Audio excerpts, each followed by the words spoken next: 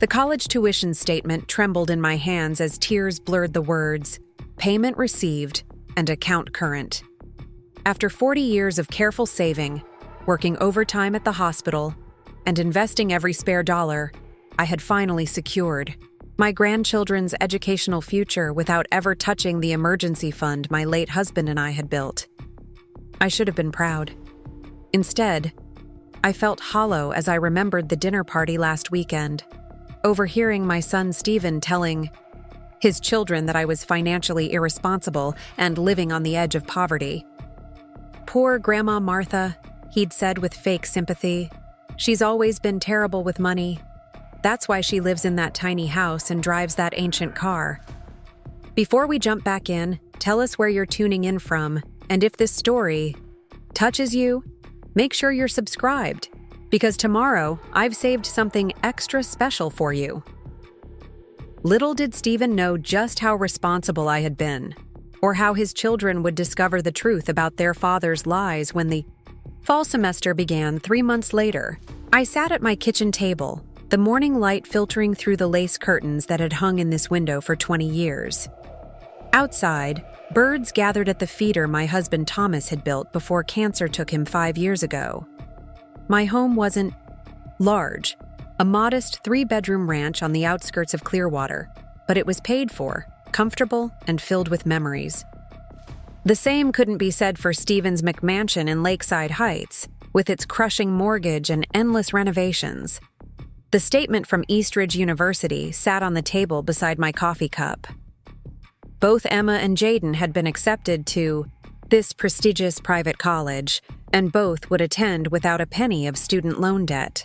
Not because their parents had saved. Stephen and his wife Diane lived paycheck to paycheck despite their substantial incomes, but because I had been contributing to educational funds for each of them since the day they were born.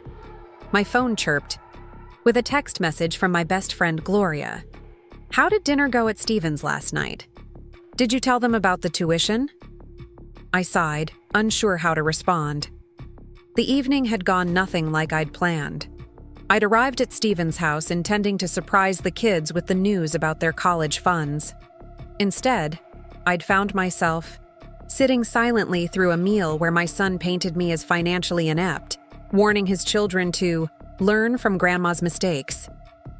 The irony was almost unbearable. I texted back, "Didn't tell them, couldn't find the right moment, will call you later." My gaze drifted to the family photo hanging on my wall, Thomas and me with Stephen when he graduated high school. We'd been so proud of him then, so hopeful about the man he would become. Where had that young man gone? When had he transformed into someone who would disparage his own mother to elevate himself? I was still staring at the photo when a knock sounded at my front door. Through the window, I spotted Emma's small blue sedan in my driveway. My granddaughter had always been perceptive. Had she noticed my discomfort at dinner last night? When I opened the door, Emma stood on my porch, her expression troubled. At 18, she looked so much like her grandmother, my mother, with the same dark curls and determined chin.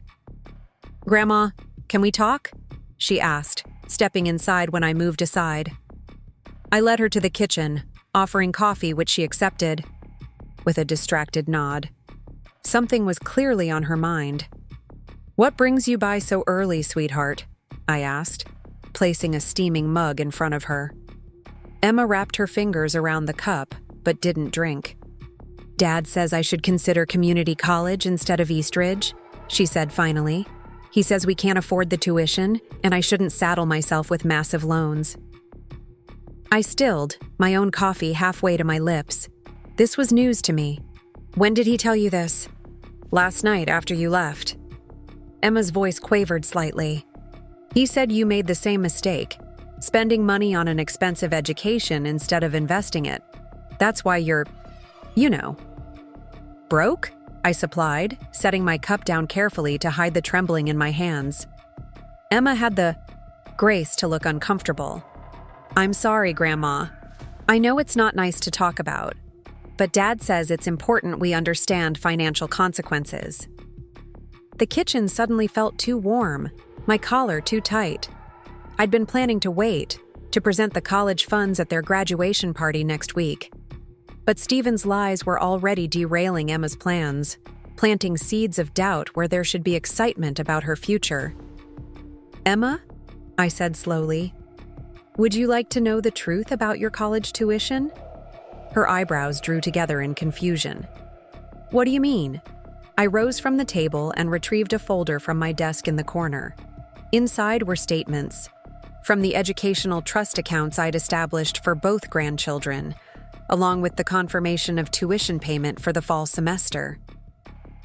"Your tuition at Eastridge has already been paid," I said, sliding the folder across the table. "For all 4 years, for both you and Jayden." Emma stared at the papers, uncomprehending at first. Then her eyes widened as she flipped through the statements. "Grandma, there's over $200,000 here, for each of us." $235,000 to be exact, I corrected gently. "Enough for 4 years of tuition, room and board, and books at Eastridge. With some left over for graduate school, if you choose that path." "But how?" Emma looked up, bewilderment written across her features. Dad said. "Your father doesn't know," I interrupted. "Your grandfather and I started these accounts when you were born. After he passed, I continued contributing. It was our gift to you, education without debt." "Then you're not." Emma trailed off, embarrassment coloring her cheeks. "Broke?" I finished for her, allowing a small smile. "No, sweetheart. I live simply because that's what I prefer. My house is paid for. My car is reliable, if not new. And I have savings your father knows nothing about." Emma sat back in her chair, her coffee forgotten. "Why would Dad lie about this? Why would he make us worry about college costs if they were already covered?" That was the question, wasn't it? The one I'd been avoiding since last night's dinner. Why would Stephen portray me as destitute when he had to know, or at least suspect, that I was financially secure? "I think," I said carefully, "that sometimes people build narratives that make them feel better about their own choices. Your father chose a different path with money than I did." "You mean he spends everything he makes?" Emma said bluntly, her quick mind putting the pieces together. "The house renovations, Mom's new car, the vacations, while telling us we can't afford college." The insight surprised me, though perhaps it shouldn't have. Emma had always been observant. "Your parents' finances aren't my business to discuss," I said diplomatically. "What matters is that your education is secure. You don't need to worry." Emma shook her head, anger flickering across her face. "But he made you sound so pitiful, like you were a cautionary tale. And all this time you were making sure we could go to college." She looked down at the statements again. "Does Jayden know about this?" "Not yet. I was planning to tell you both at your graduation party next week." Emma's expression hardened with resolve. "We should tell him now. And Dad should know what you've done for us instead of making us feel sorry for you." Her loyalty warmed my heart, but I placed my hand over hers. "Let me handle your father, sweetheart. This situation is complicated." "It doesn't seem complicated to me," Emma countered. "He lied. About you, about college.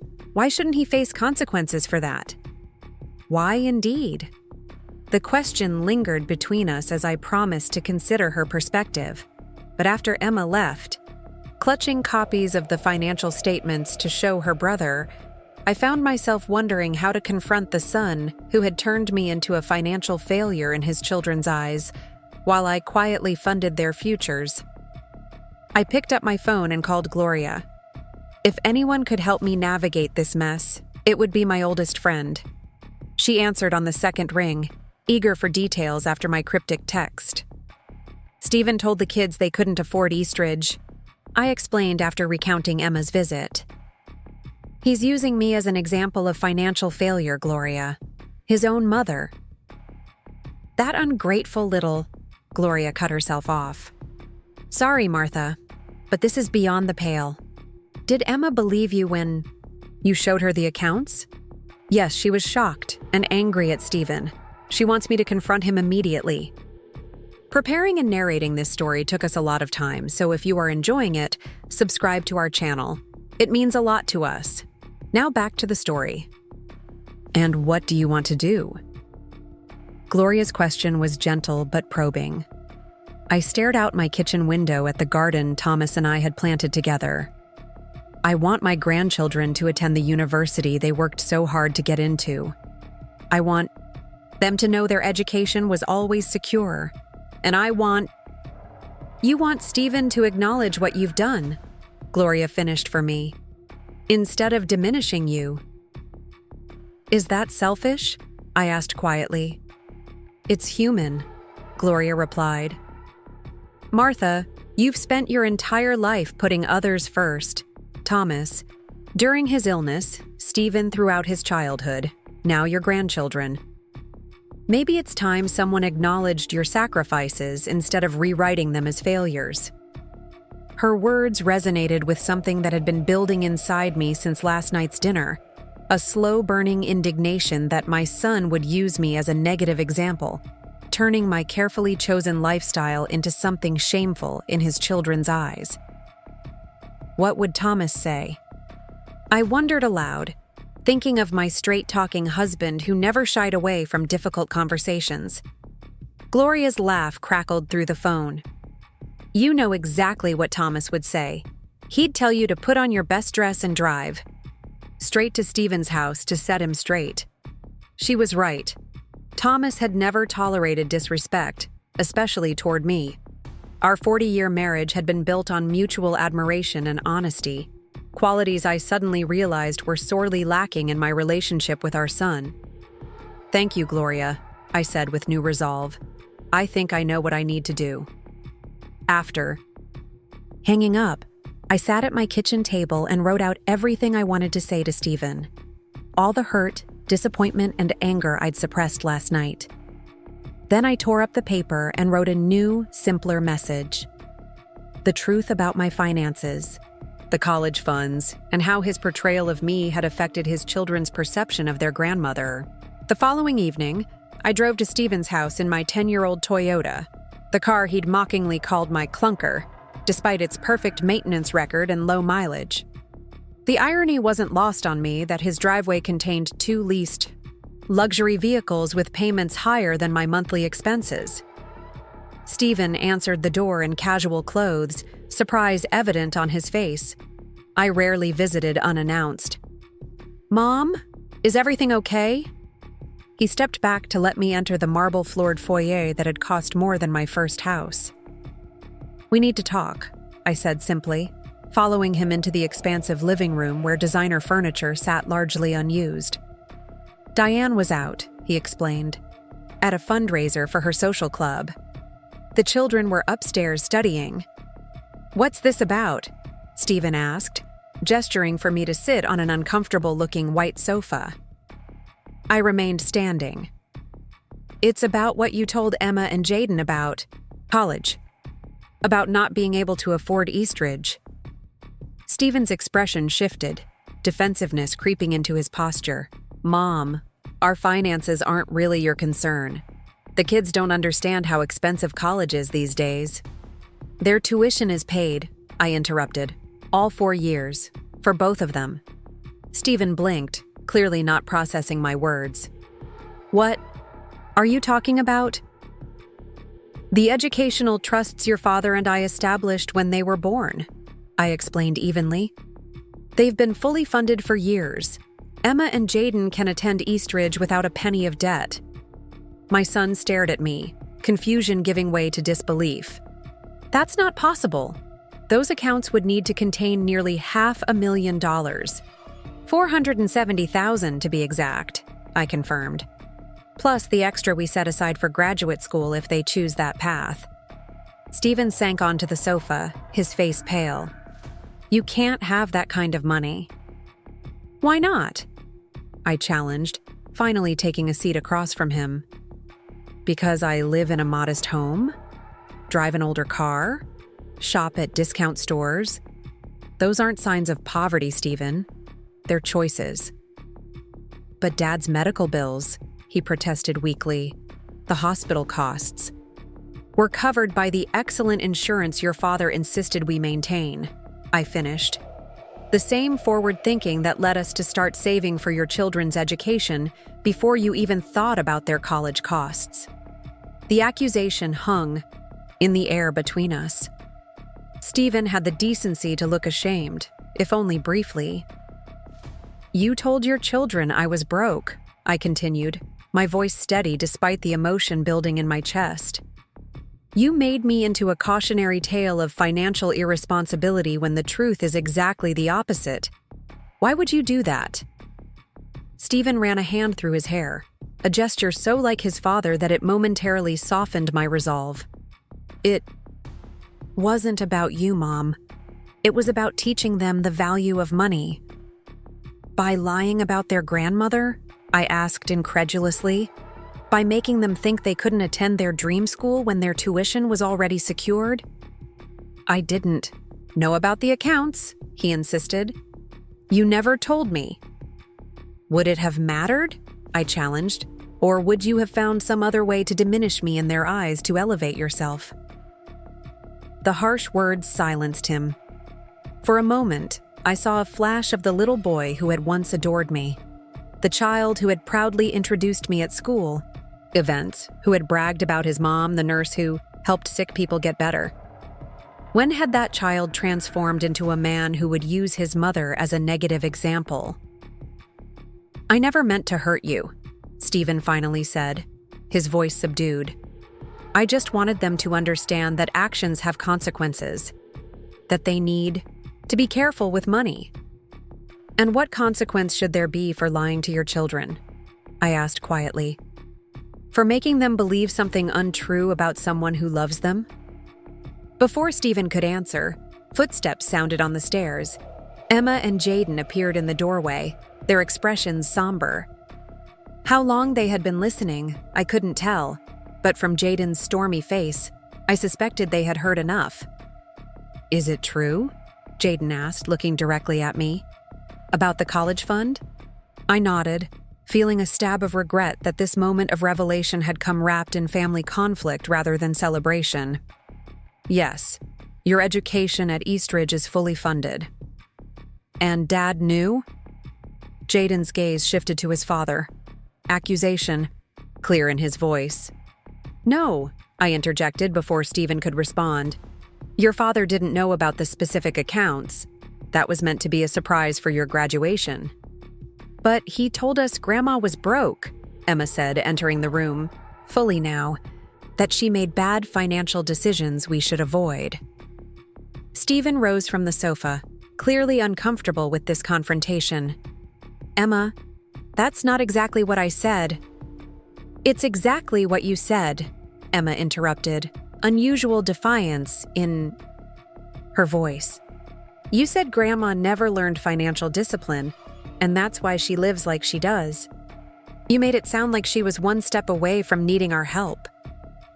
The hurt in Emma's voice made my heart ache. This wasn't what I wanted, to drive a wedge between my son and his children. I had come seeking accountability, not to damage family bonds that were already more fragile than I'd realized. Your father was trying to teach you about financial responsibility, I said, striving for a diplomatic tone. He just chose a poor example. He chose to lie, Jayden said flatly. About you, about college. Stephen looked trapped, cornered by his own narrative. I was trying to motivate you both to take your finances seriously, he insisted, to understand that college is a privilege, not a right. So you invented a story about Grandma being poor, Emma challenged. Instead of just telling us the truth about your own finances? The insight startled me. Was that what this was about? Was Stephen using me to avoid confronting his own financial realities with his children? That's enough, I said firmly, rising from my seat. This conversation needs to happen, but not like this. Not with accusations flying. I turned to my grandchildren, seeing the confusion and hurt in their eyes. Your education is secure. That's what matters most right now. The rest, the how and why of all this, can wait until tempers have cooled. Emma stepped forward and embraced me fiercely. I'm sorry he said those things about you, she whispered. I'm not, I replied softly. Because it led to this moment of truth. Sometimes that's necessary, even when it's painful. As I drove home that evening, the tension of the confrontation still humming in my veins, I found myself reflecting on the strange paradox of family. How the people who know us best can sometimes see us least clearly, recasting our choices through the distorted lens of their own insecurities. Stephen had viewed my frugality not as discipline but as deprivation, my modest lifestyle not as preference but as limitation. In doing so, he had missed the true lesson I had hoped to impart, that wealth isn't measured by possessions but by freedom. The freedom to help those you love, to live according to your values, to find contentment in enough rather than more. The next morning, I awoke to a text message from Stephen. Can we talk? Alone. And so began the difficult, necessary conversation that would gradually rebuild our relationship on a foundation of truth rather than convenience. It wouldn't be easy or quick, this reconciliation. Some wounds take time to heal, some patterns years to unlearn. But as Thomas always said, anything worth having is worth working for, including, perhaps especially, honest relationships with those we love.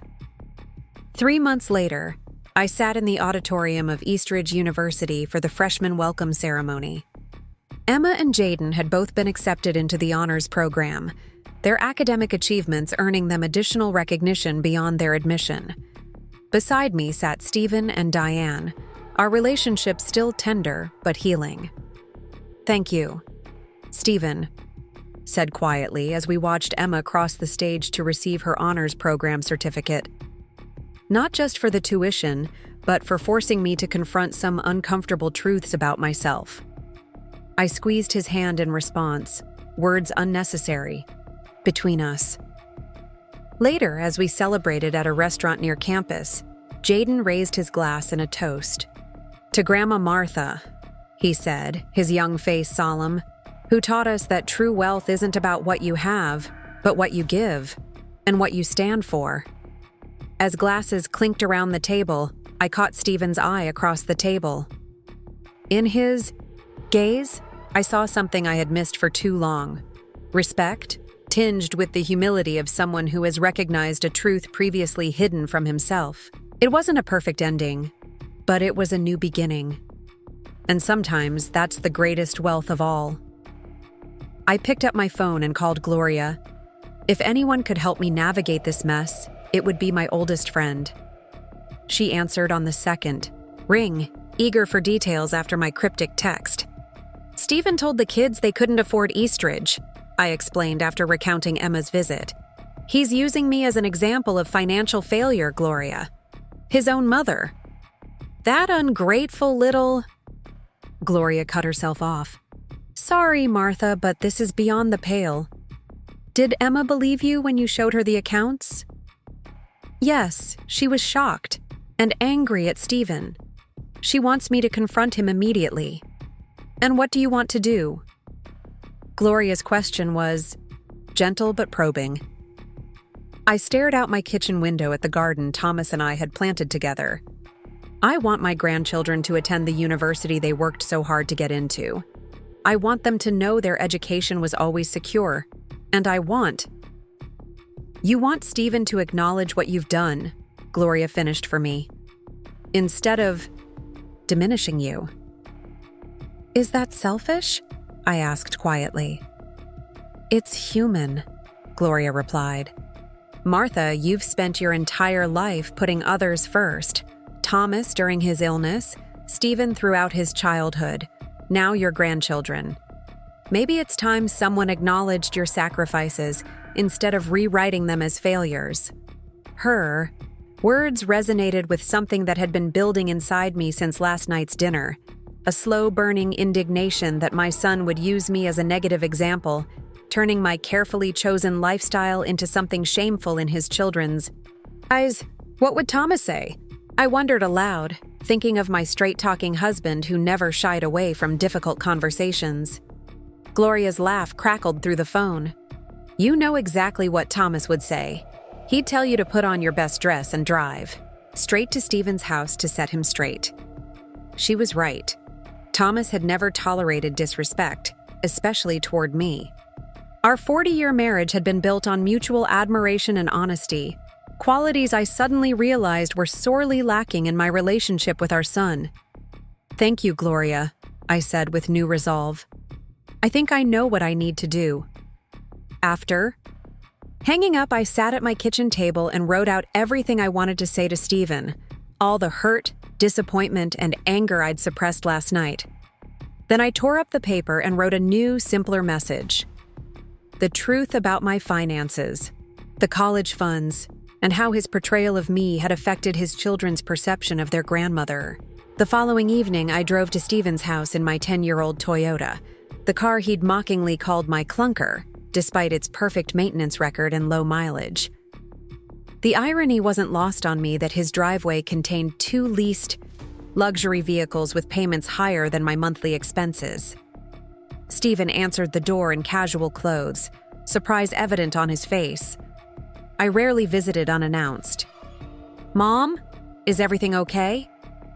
He stepped back to let me enter the marble-floored foyer that had cost more than my first house. We need to talk, I said simply, following him into the expansive living room where designer furniture sat largely unused.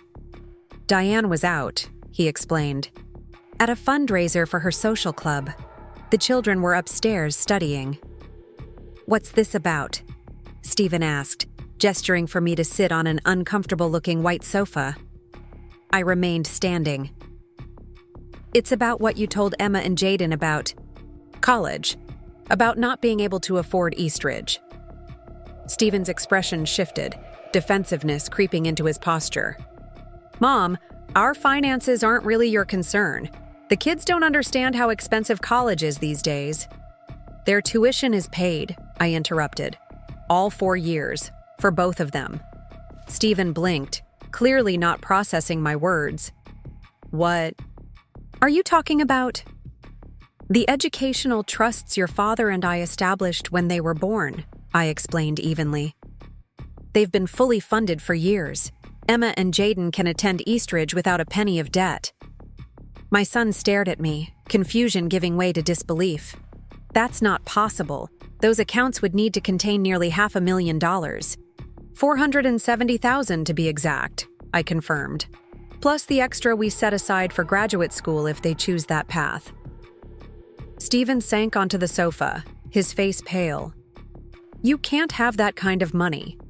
Why not? I challenged, finally taking a seat across from him. Because I live in a modest home, drive an older car, shop at discount stores. Those aren't signs of poverty, Stephen. They're choices. But Dad's medical bills, he protested weakly. The hospital costs. We're covered by the excellent insurance your father insisted we maintain, I finished. The same forward thinking that led us to start saving for your children's education before you even thought about their college costs. The accusation hung in the air between us. Stephen had the decency to look ashamed, if only briefly. You told your children I was broke, I continued, my voice steady despite the emotion building in my chest. You made me into a cautionary tale of financial irresponsibility when the truth is exactly the opposite. Why would you do that? Stephen ran a hand through his hair, a gesture so like his father that it momentarily softened my resolve. It wasn't about you, Mom. It was about teaching them the value of money. By lying about their grandmother? I asked incredulously. By making them think they couldn't attend their dream school when their tuition was already secured? I didn't know about the accounts, he insisted. You never told me. Would it have mattered?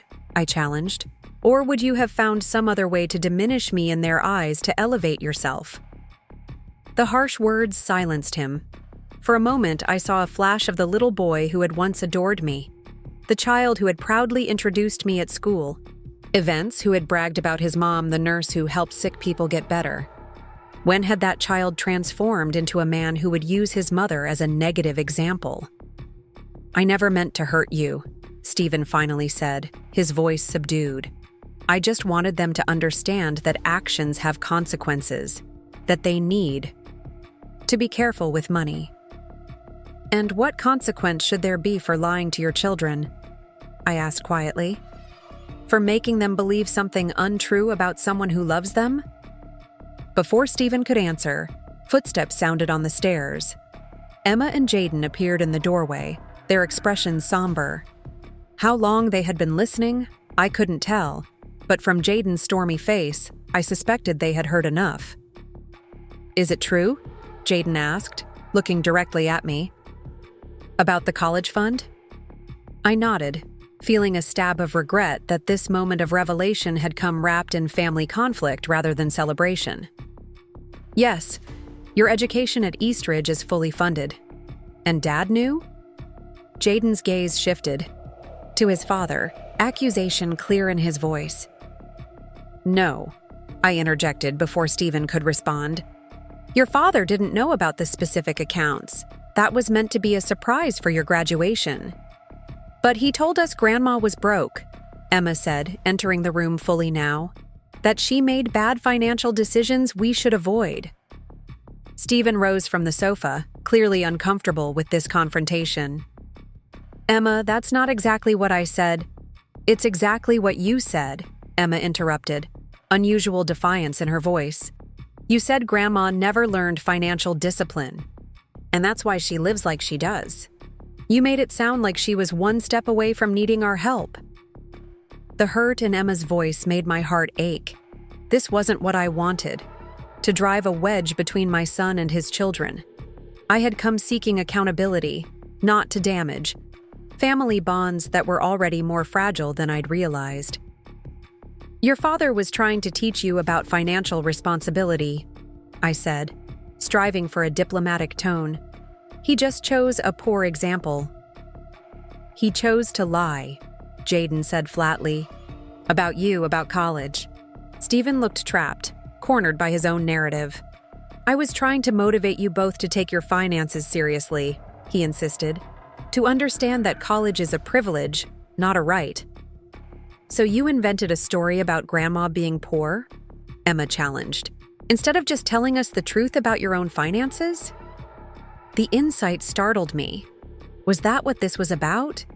Was Stephen using me to avoid confronting his own financial realities with his children? "That's enough," I said firmly, rising from my seat. "This conversation needs to happen, but not like this. Not with accusations flying." I turned to my grandchildren, seeing the confusion and hurt in their eyes.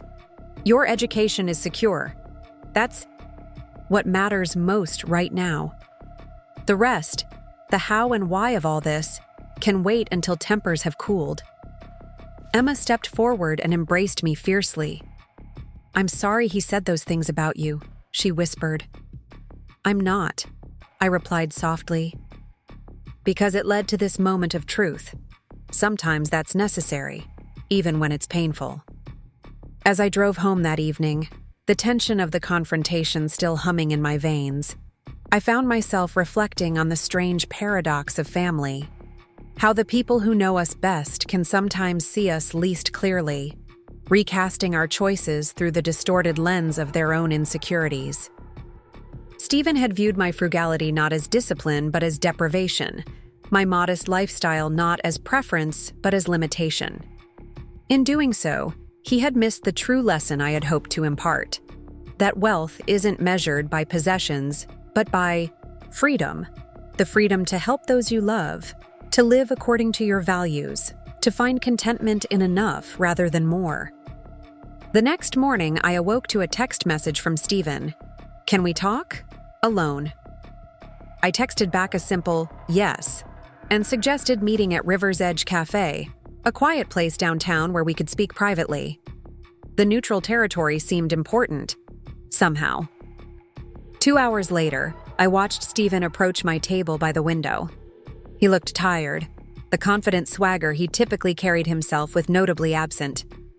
He ordered black coffee from the server before sitting across from me, hands clasped tightly on the tabletop. "I couldn't sleep last night," he began without preamble. "Kept thinking about what happened, what I said about you." I waited, giving him space to continue without interruption. "I told myself I was helping the kids," he went on, voice low. "Teaching them a lesson about finances, but the truth is..." He trailed off, staring into his coffee cup as if it held answers.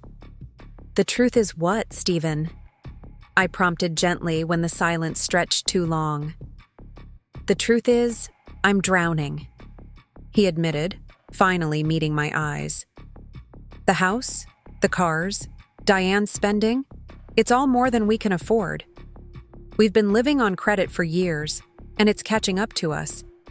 I can't afford their tuition, not even close." The confession didn't surprise me as much as it should have. I'd suspected Stephen's finances were precarious beneath the veneer of affluence, but I'd never imagined he'd use me as a shield to hide his struggles from his children.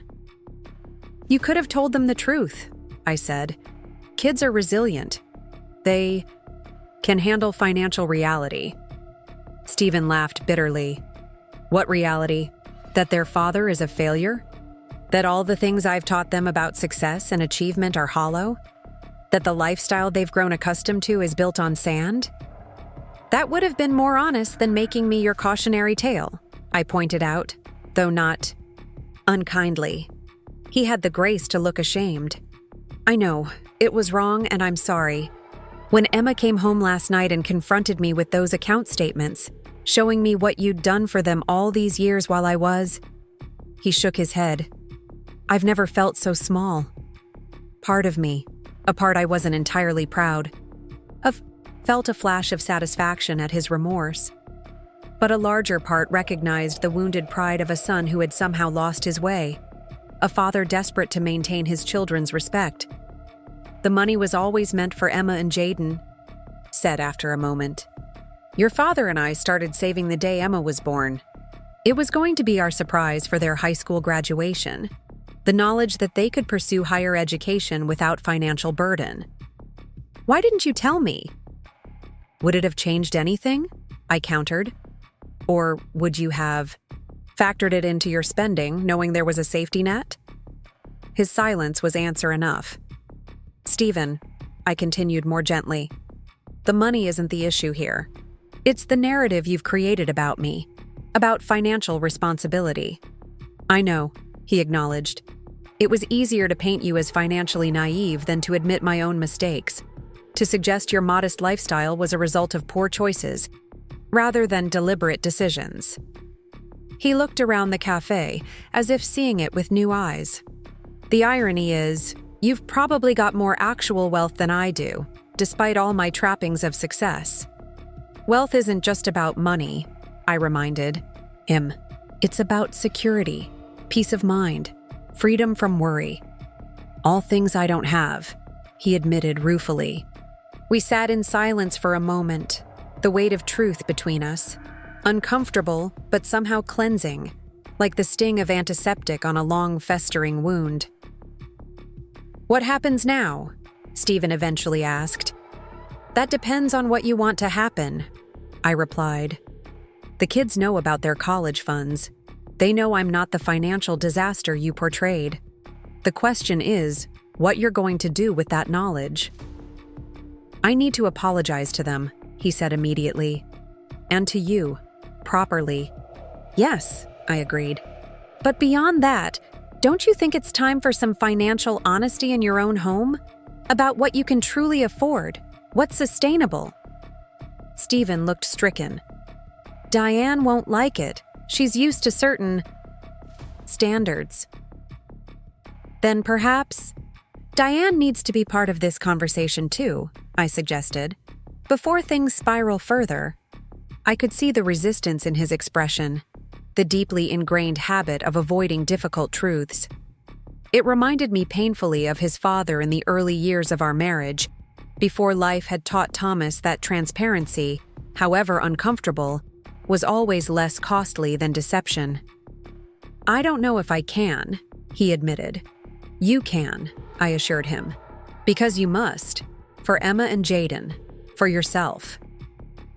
The conversation shifted then, becoming more practical. Stephen revealed the extent of their financial troubles.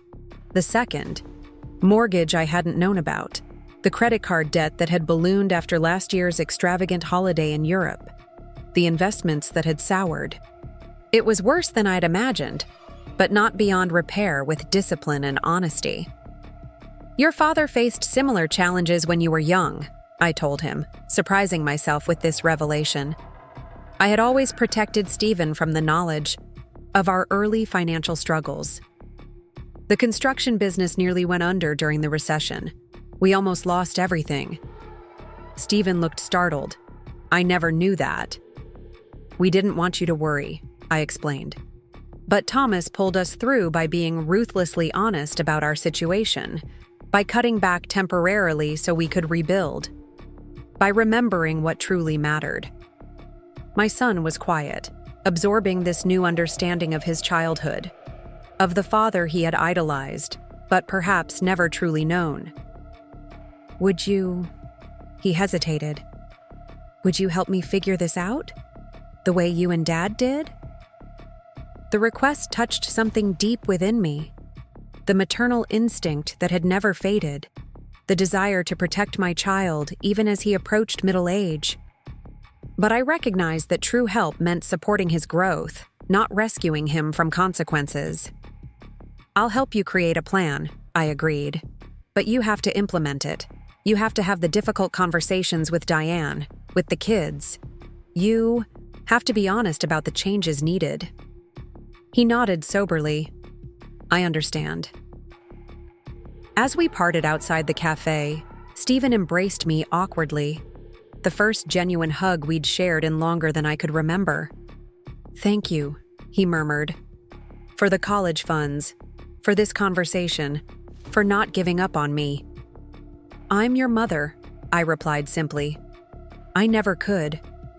Watching him walk to his car, the luxury sedan that cost more than a year's worth of his actual take-home pay, I felt a cautious optimism.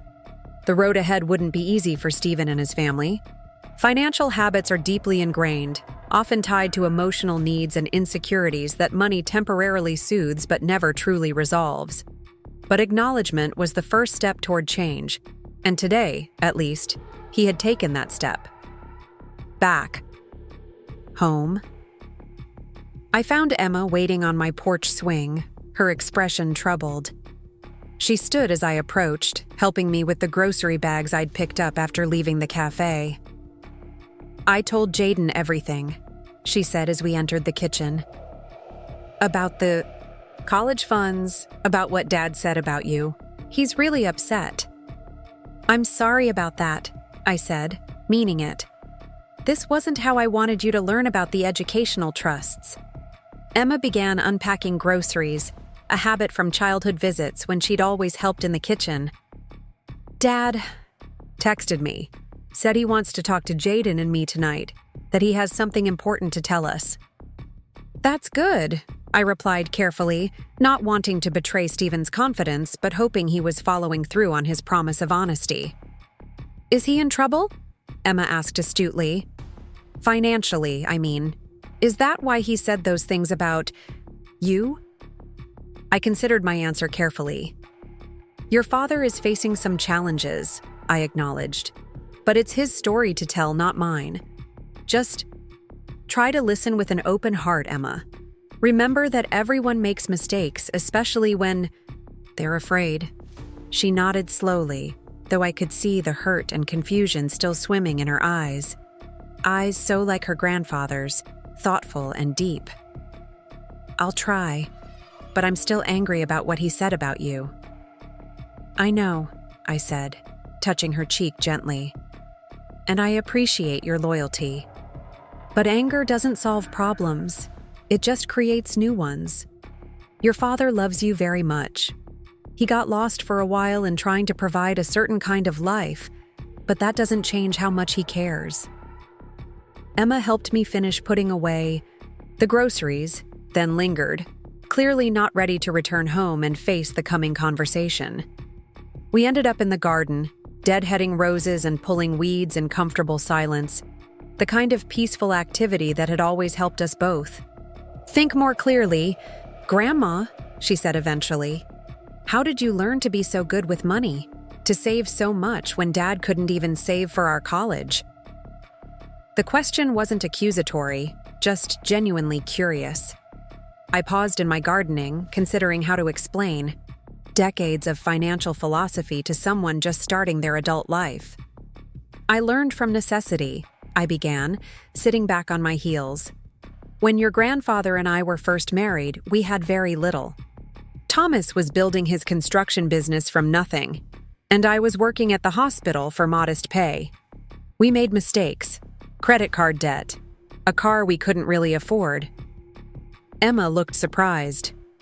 I realized she had always seen us as financially stable, perhaps imagining we had been born knowing how to manage money wisely.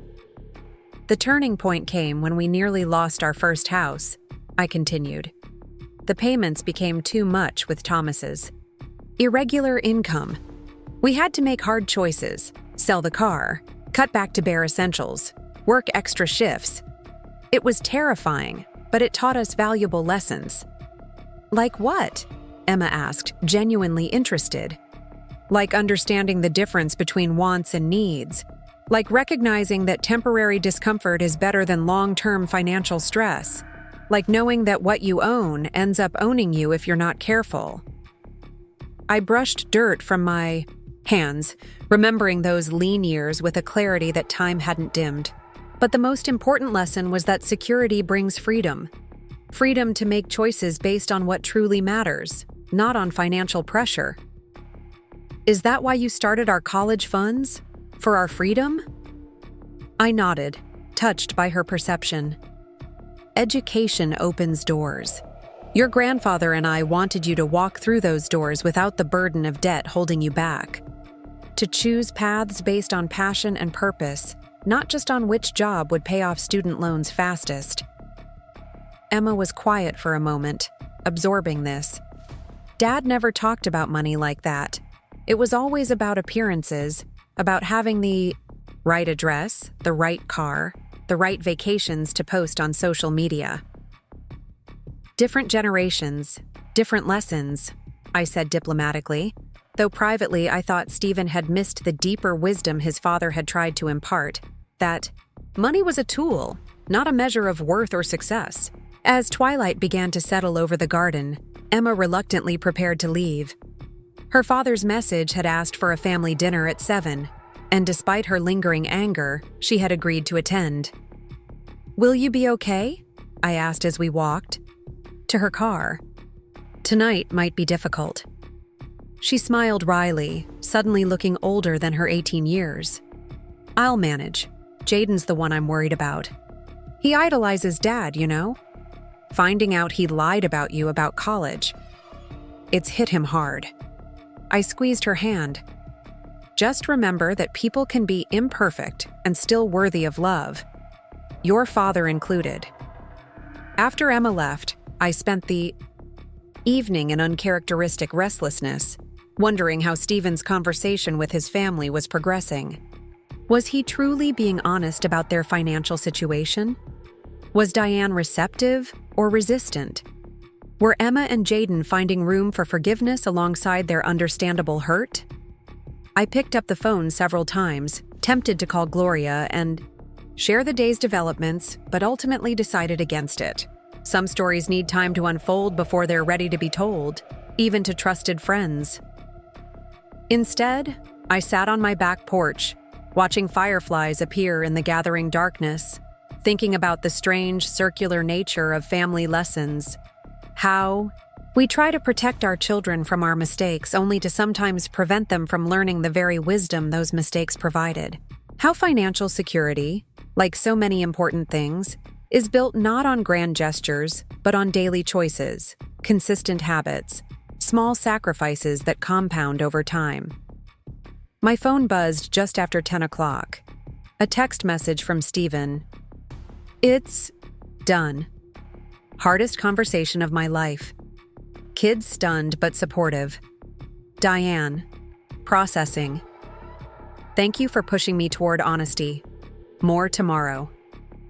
I texted back a simple heart emoji, knowing words weren't necessary. Then I sat a while longer in the gentle summer night, feeling a weight lift that I hadn't fully acknowledged was there. The burden of secrets, of unspoken truths, of watching someone you love lose their way and feeling powerless to guide them back. The road ahead for Stephen and his family wouldn't be easy. Financial recalibration never is, especially when it involves downsizing expectations and lifestyles. But they had taken the first step, facing reality together, as a family. And in my experience, that was often the hardest part. As I finally went inside to prepare for bed, I noticed the college tuition statement still sitting on my kitchen table where Emma had left it earlier. I picked it up, running my fingers over the embossed university logo, thinking of Thomas and how proud he would be to see our grandchildren attending Eastridge, to know that the seeds we had planted so many years ago were finally bearing fruit. We did it, I whispered to the empty kitchen, to the husband who would never see our grandchildren graduate but whose vision had helped make it possible. They're going to be okay, all of them. And for the first time since that uncomfortable dinner at Stephen's house, I felt the hollow feeling in my chest give way to something warmer, something like peace. The truth, however difficult to confront, had begun its healing work. And that was worth more than any dollar amount in those college funds. The following week brought changes I could never have anticipated when I first confronted Stephen about his lies. 3 days after our cafe conversation, Diane called me. Something that had happened perhaps twice in the 20 years she'd been married to my son. "Martha," she said without greeting when I answered, "I need your help." The request caught me off guard. Diane had always maintained a polite but distant relationship with me, treating family gatherings as obligations rather than opportunities for connection. To hear her asking for help was unprecedented. "Of course," I responded, setting aside my gardening catalog. "What can I do?" "Stephen says you understand money, how to manage it properly." Her voice was tight, controlled, but I could hear the strain beneath her polished exterior. "He says you helped him create some kind of financial plan." I gave him some suggestions, I confirmed, based on what worked for Thomas and me. "I need to understand it," she said. "All of it. The budget, the changes he's talking about. He wants us to sell the house, Martha, to move somewhere smaller." The word sounded like a profanity coming from her lips. I treaded carefully, aware of the complexity of inserting myself into their marriage. "Has Stephen explained why he thinks that's necessary?" "He showed me spreadsheets, bank statements, credit card bills." Diane's voice cracked slightly. "I had no idea we were so overextended. I thought the business was doing well." "Stephen's marketing firm is successful," I said gently. "But success doesn't always translate to sustainable cash flow, especially when spending exceeds income." The silence on the other end of the line stretched long enough that I wondered if she'd hung up. Finally, she spoke again, her voice smaller than I'd ever heard it. "Could I come over? Tomorrow, maybe? I need to understand how to fix this." We arranged for her to visit the following afternoon. After we hung up, I sat for a long time, thinking about the courage it must have taken for Diane, proud, appearance-conscious Diane, to make that call. To acknowledge she needed guidance from someone she had subtly dismissed for years as financially irrelevant due to my modest lifestyle. The next day, Diane arrived precisely at the appointed time, dressed in her usual impeccable style, but with shadows under her eyes that makeup couldn't quite conceal, I welcomed her into my kitchen, where I'd prepared tea and the lemon cookies she'd once mentioned liking at a holiday gathering years ago. Her surprise at this small consideration was telling. How little we'd truly known each other despite 2 decades of family connection. "Thank you for seeing me," she said, settling at my kitchen table with uncharacteristic awkwardness. "This isn't easy for me." "I imagine not," I acknowledged. "But recognizing when you need help is a strength, not a weakness." She looked around my kitchen, the well-used appliances, the practical organization, the absence of the high-end gadgets that filled her own cooking space. "Your home is very comfortable," she offered, and I could tell she was trying to see it with new eyes, not as lacking, but as intentional. "It suits me," I agreed. "More importantly, it's paid for. That's a freedom worth more than granite, countertops, or designer fixtures." Over the next 2 hours, Diane revealed the extent of their financial situation, worse than even Stephen had admitted. The house was underwater after multiple refinances to pay for renovations and vacations. The credit cards were maxed out. Diane's boutique real estate business was struggling in the current market, bringing in far less than the expenses associated with maintaining her professional image. They had less than 2 months of emergency savings, despite combined incomes, that should have allowed for substantial financial security. "How did we get here?" she asked, genuine bewilderment in her voice. "We make good money. We should be comfortable, secure." I considered my answer carefully. "You've been living the lifestyle you thought you should have, rather than the one your actual finances could support. It's more common than you might think." "But our friends, our colleagues, they all live like we do. Nice homes, luxury cars, private schools for their kids." "And how many of them are truly secure?" I asked gently. "How many could weather 6 months of unemployment or a major health crisis without financial ruin? Appearances can be deceiving." Diane. She looked stricken, as if this thought had never occurred to her, that the social circle she so desperately wanted to impress might be built on the same precarious financial foundation as her own life. With her permission, I walked her through the basic principles that had guided Thomas and me through 40 years of financial stability: living below your means, eliminating high-interest debt, building emergency savings, investing consistently, choosing experiences over possessions, finding joy in enough rather than more. "It sounds so simple when you explain it," Diane said, taking notes in a leather-bound planner that probably cost more than my monthly grocery budget. "But implementing it means such fundamental changes to our lifestyle."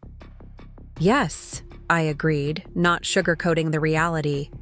"It will mean difficult choices, temporary sacrifices, but the alternative is continuing down a path that leads to increasing stress, possibly bankruptcy, certainly ongoing financial insecurity." "The children will be devastated," she murmured. "Especially Jayden. He's so proud of our home, our neighborhood." I thought of my quiet, thoughtful grandson, how he'd always seemed slightly uncomfortable with the material advantages his parents provided, how he'd gravitated to my simpler home during visits. "I think you might be surprised by their resilience," I suggested, "especially now that they know their education is secure." By the time Diane left that afternoon, something had shifted between us. Not quite friendship, but a mutual respect that had been missing before. She'd seen beyond the modest exterior of my life to the careful stewardship beneath, and I'd glimpsed the vulnerability behind her perfect facade. "Thank you, Martha," she said at the door, meeting my eyes directly.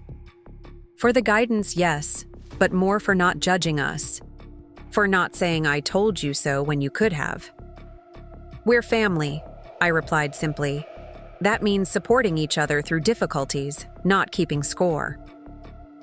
The irony wasn't lost on me that these words applied equally to Stephen's treatment of me, how he'd used my lifestyle as a cautionary tale rather than recognizing the wisdom in my choices. But this wasn't the moment to resurrect that hurt. Healing would come through moving forward, not looking back. Over the following weeks, I watched from a careful distance as Stephen and Diane began the difficult work of financial reconstruction. They listed their house for sale, downsizing to a comfortable but far less ostentatious home in a modest neighborhood not far from mine. They traded in their leased luxury vehicles for reliable used cars.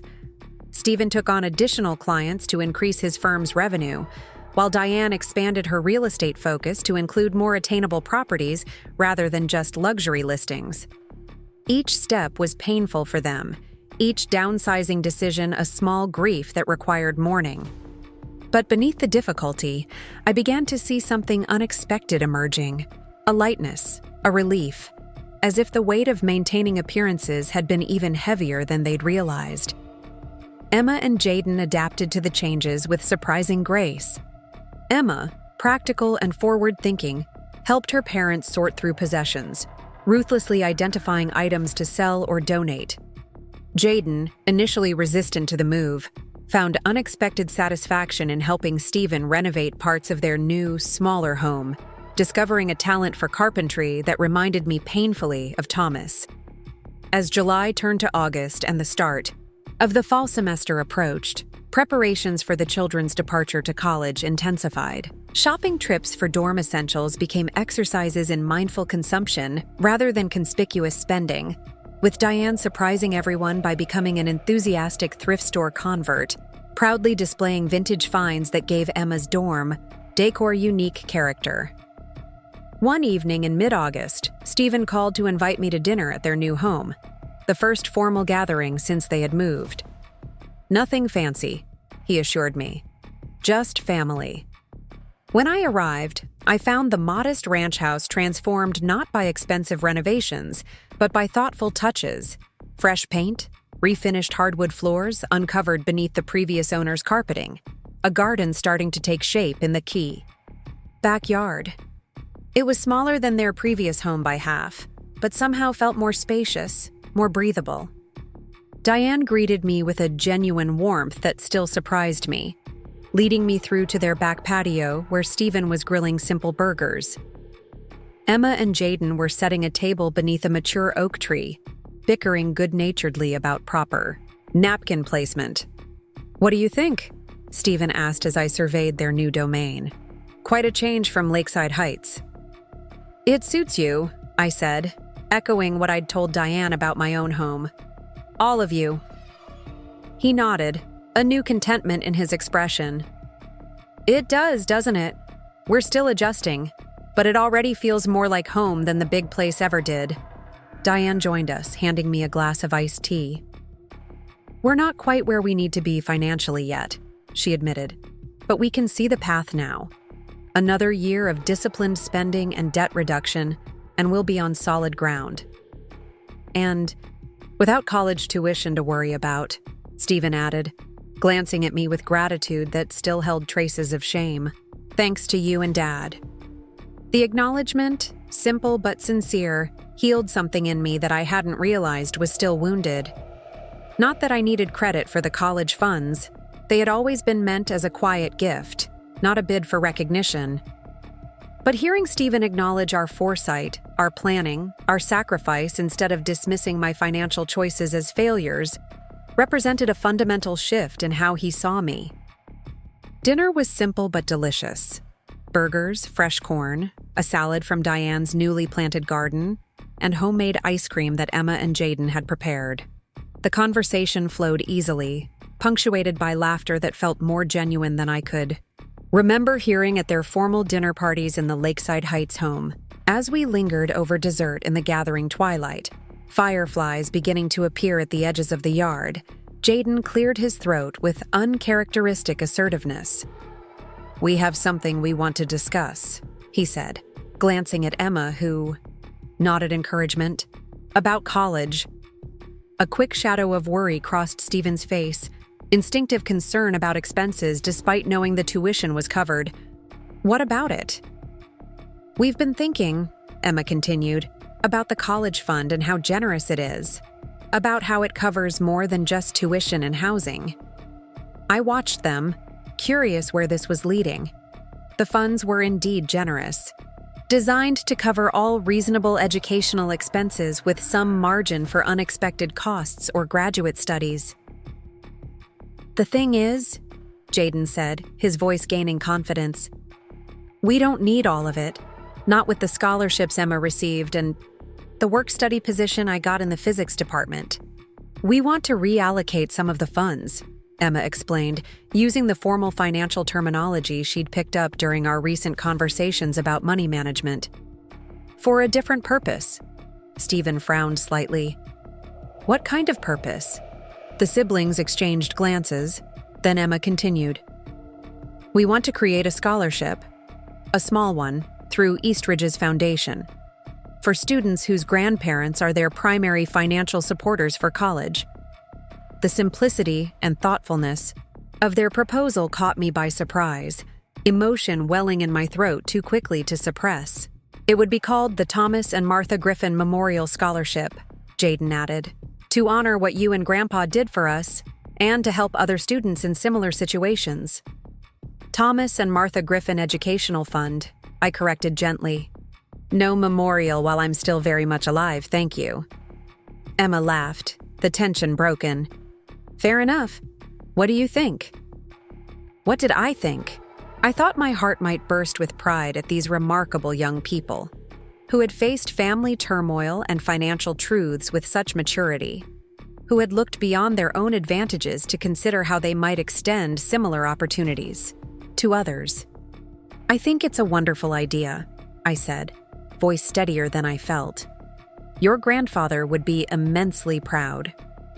"We are too," Stephen added, surprising me with the immediacy of his support. The Stephen of 6 months ago would have protested, argued that the money should be preserved for his children's use alone. This new Stephen, tempered by financial honesty and the humility it had required, saw the beauty in his children's generosity. "How would it work?" Diane asked practically. "How much are you thinking of allocating?" The conversation turned to logistics. What percentage of their funds might reasonably be directed toward the scholarship while maintaining sufficient reserves for their own educational needs? How the endowment would be structured? What criteria would be used for selecting recipients? As I listened to my grandchildren discuss these details with thoughtful consideration, I felt a profound sense of closure.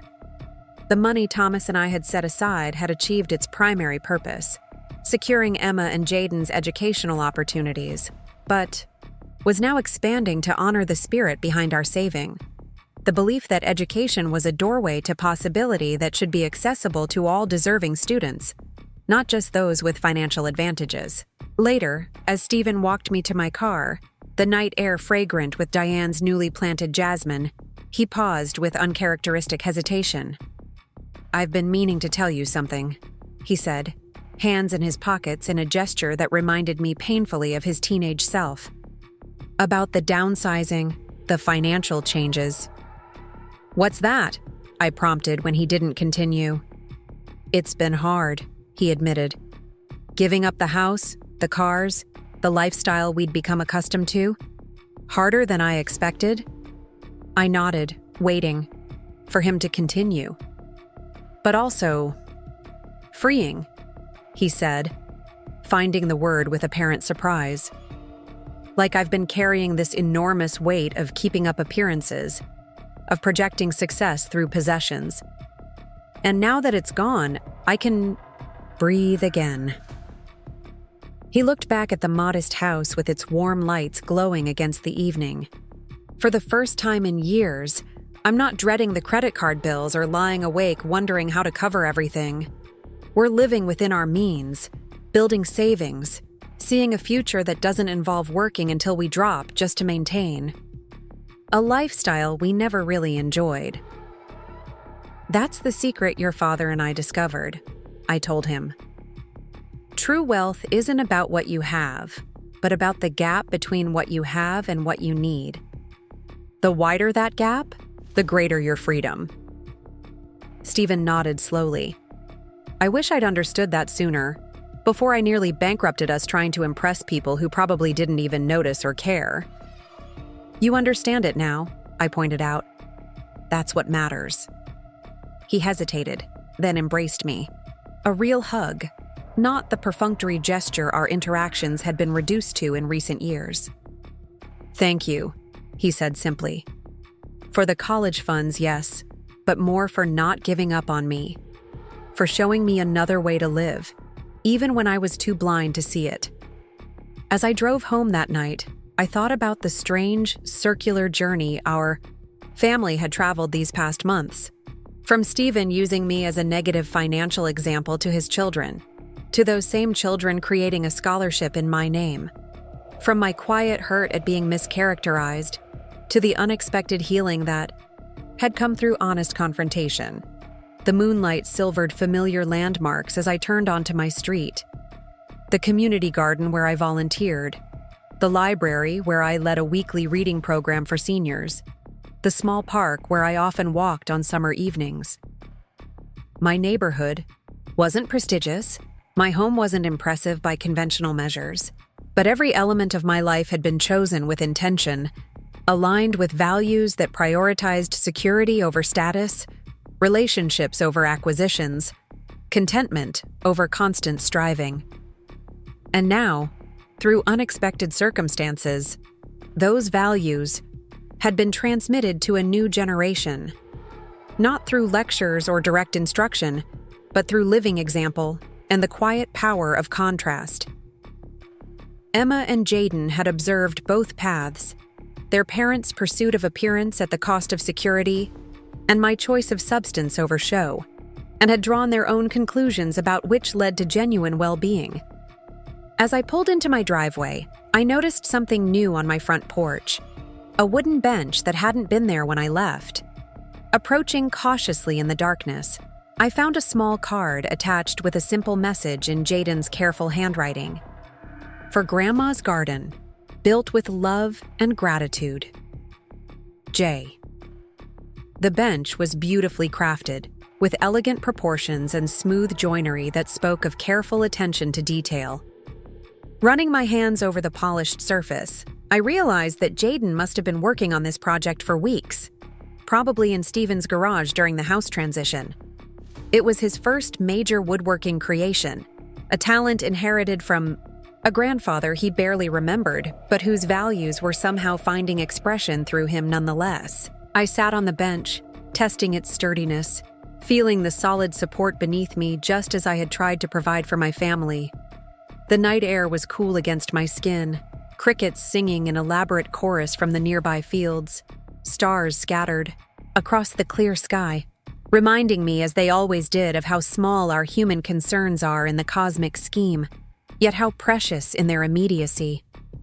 Thomas would have loved this moment, I thought, would have recognized in Jayden's gift not just the craftsmanship but the sentiment behind it, the acknowledgement of legacy, of values transmitted across generations, not through inheritance of possessions, but through inheritance of perspective.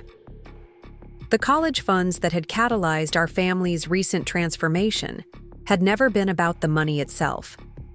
They had been about creating possibility, about removing obstacles between talented young people and their potential futures, about demonstrating through action rather than words what it means to plan carefully, to sacrifice present wants for future security, to find joy in providing for others rather than accumulating for oneself. In that quiet moment on Jayden's bench, I felt Thomas's presence so strongly I could almost hear his voice, practical, unwavering, tender beneath the gruffness that had sometimes masked his deep capacity for love. "You did good, Martha," he would have said. "They're going to be just fine." And they were, all of them. Not because the path ahead would be without challenges. Financial recovery takes time. Old habits require vigilance to overcome. Relationships damaged by misunderstanding need ongoing care to fully heal.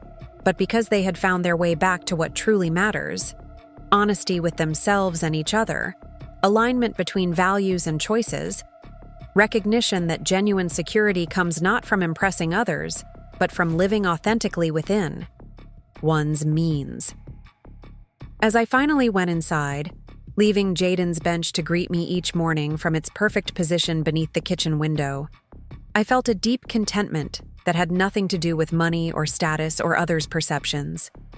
It was the quiet satisfaction of knowing that sometimes the most valuable legacies aren't the ones we can measure in dollars, but in the wisdom, values, and perspective we transmit to those who come after us. The college tuition statements that had started this journey of revelation and reconciliation were now filed away in my office, their purpose fulfilled. But their impact would continue rippling outward, through Emma and Jayden's education, through the scholarship they were establishing, through Stephen and Diane's reformed financial approach, and perhaps someday, through the lessons they would pass to their own children about the true nature of wealth and worth.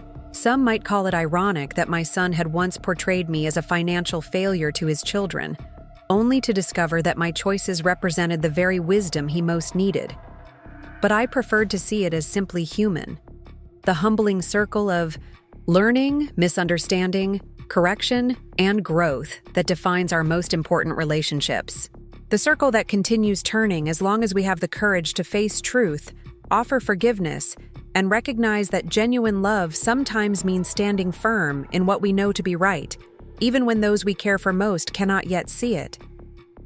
The morning Emma and Jayden were set to leave for Eastridge University dawned clear and golden, the kind of perfect late August day that feels suspended between seasons. I'd been awake since before sunrise, puttering in my kitchen, preparing a breakfast basket to send with them for the 3-hour drive. Fresh blueberry muffins cooling on the rack, thermoses of coffee waiting to be filled, fruit washed and arranged in containers. Small comforts for their journey into a new chapter. My phone chimed with a text from Stephen. "Chaos here, kids. Packing last-minute things? Can we push departure back an hour?" I smiled, imagining the scene at their new home. Suitcases open on beds, forgotten items being hurriedly gathered, Emma probably organizing everything with military precision while Jayden searched for his favorite sweatshirt. Some things never changed, regardless of address or financial circumstances. "No rush," I texted back. "Breakfast will wait." With the extra time, I walked through my garden, gathering late summer blooms for a small bouquet, zinnias, black-eyed Susans, a few sprigs of lavender. Emma had always loved fresh flowers in her room, a simple pleasure that cost little but brought daily joy. It was these small touches, I thought, that made a space feel like home, not the expensive decorations Diane had once insisted upon. When I arrived at their house, the front door stood open to catch the morning breeze. Inside, the predicted chaos had settled into focused activity. Jayden was in the living room, methodically checking items off a list while Stephen loaded boxes into their car. Emma's voice drifted from upstairs, asking Diane about her winter boots. "Martha!" Diane spotted me first, coming to take the breakfast basket and flowers. "You're an angel. I completely forgot about food for the trip." The casual gratitude in her voice was still new enough to surprise me, a far cry from the woman who had once barely acknowledged my contributions to family gatherings. Financial humility had softened her in unexpected ways, revealing a warmth that had perhaps always existed beneath her polished exterior, but had been obscured by the constant pressure of maintaining appearances. "Just basics," I demurred. "Nothing special." "Are those your blueberry muffins?" Jayden appeared, immediately peering into the basket. "The ones with the lemon zest?" "Of course," I confirmed, accepting his enthusiastic hug. At 18, he still had the gangly build of a boy growing into his height, but his eyes held a new maturity, the result, perhaps, of watching his family navigate significant change with eventual grace. Emma bounded down the stairs, her dark curls pulled back in a practical ponytail. "Grandma, I was just coming to call you. I need your advice about which books to take. I can't fit them all." She pulled me upstairs to her half-packed room, where stacks of books stood in neat piles, clearly organized by some system meaningful to her.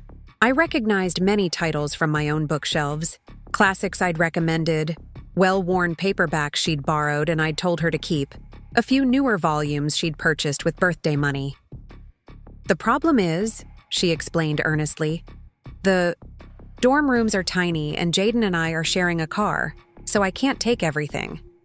But how do I choose?" I surveyed the literary landscape of her mind spread before me. "Which ones feel essential to who you are right now?" I asked. "Not which are most impressive or most expensive or most academic. Which speak to your heart." She considered this approach, then began selecting with new confidence.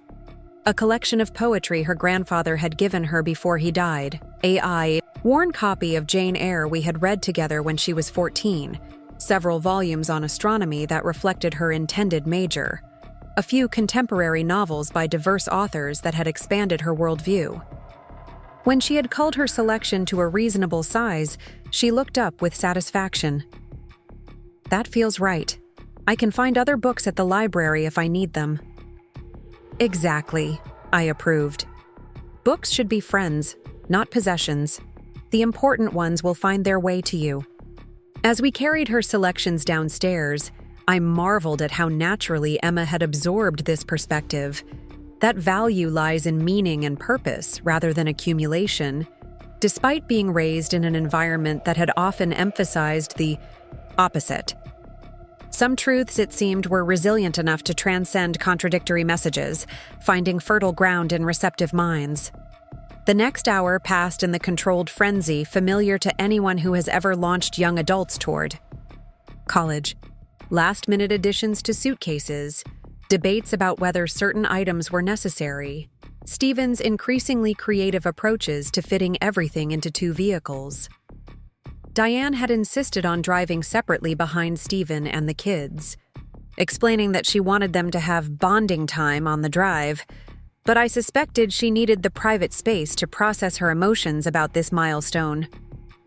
Finally, everything was packed. Every checklist item ticked. We stood in the driveway, that awkward moment of departure upon us, too significant for casual goodbyes, too public for the tears hovering just beneath the surface. Emma solved the dilemma by throwing her arms around me, whispering fiercely, "Thank you for making this possible, for believing in us." Jayden followed, his embrace gentler but equally heartfelt. "We'll make you proud, Grandma. Promise."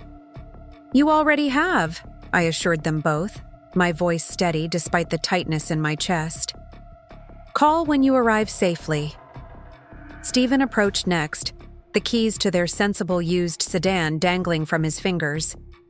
"We couldn't have done this without you," he said quietly, mindful of the children loading final items into the car. Not just the financial part, the perspective. I squeezed his hand, words unnecessary between us. The journey from his dismissal of my lifestyle to his gradual recognition of its wisdom had been difficult, but transformative. In his eyes now, I saw not just gratitude, but genuine respect, son to mother, adult to adult, that transcended our earlier conflicts. Diane was last, her designer sunglasses already in place to hide the redness around her eyes. "I'll call you when I get back," she said, surprising me. "Maybe we could have lunch next week? I'd like to learn more about your volunteer work at the community garden. I've been thinking about getting involved in something meaningful." Her hesitation on the last word revealed how new this concept was to her, finding value in contribution rather than consumption. "I'd like that," I told her sincerely. As the two cars finally pulled away, Emma and Jayden waving frantically from the backseat of Stephen's car, I felt the familiar bittersweetness of thresholds crossed, of launching loved ones toward horizons beyond your protection. But beneath that natural melancholy ran a current of deep satisfaction. Not just that my grandchildren were heading to excellent educational opportunities without financial burden, but that the journey there had catalyzed healing and growth throughout our family. I drove home through the quiet Sunday morning streets, passing the modest neighborhoods that had once prompted Stephen's dismissive comments about my financial choices. How differently he saw these same streets now, I reflected, not as symbols of limitation, but as representations of thoughtful priorities, of values aligned with actions. At home, I settled on Jayden's bench with a cup of tea, savoring the tranquility of my garden in the late summer light. The transition ahead wasn't just for Emma and Jayden, embarking on their collegiate adventure, or for Stephen and Diane, adjusting to an empty nest while rebuilding their financial foundation. It was also mine, a shift from active grandmother with local grandchildren to more distant support, from central mediator in our family's recent transformations to observer of their continued evolution from afar. The phone rang, interrupting my contemplation. Gloria, calling for a full report. "So, the grand departure happened?" she asked without preamble when I answered. "How are you holding up?" "Surprisingly well," I told her, realizing it was true. "They're ready, all of them in different ways. And you?" Gloria had known me long enough to hear what I didn't say. "Are you ready for your next chapter too?" The question caught me off guard. I had been so focused on everyone else's transitions that I hadn't fully considered my own. With Emma and Jayden at college, with Stephen and Diane finding their footing in a more authentic lifestyle, what lay ahead for me? "I'm not sure," I admitted. "I've been so wrapped up in family matters these past months. Haven't thought much beyond getting the kids settled at Eastridge." "Well," Gloria said with characteristic directness, "now might be a good time. You've spent decades putting others first. Thomas during his illness, Stephen through all his ups and downs, now your grandchildren. Maybe it's time to consider what Martha wants." The concept felt almost foreign after so many years of defining myself primarily through relationships and responsibilities. Wife, nurse, mother, grandmother, caregiver.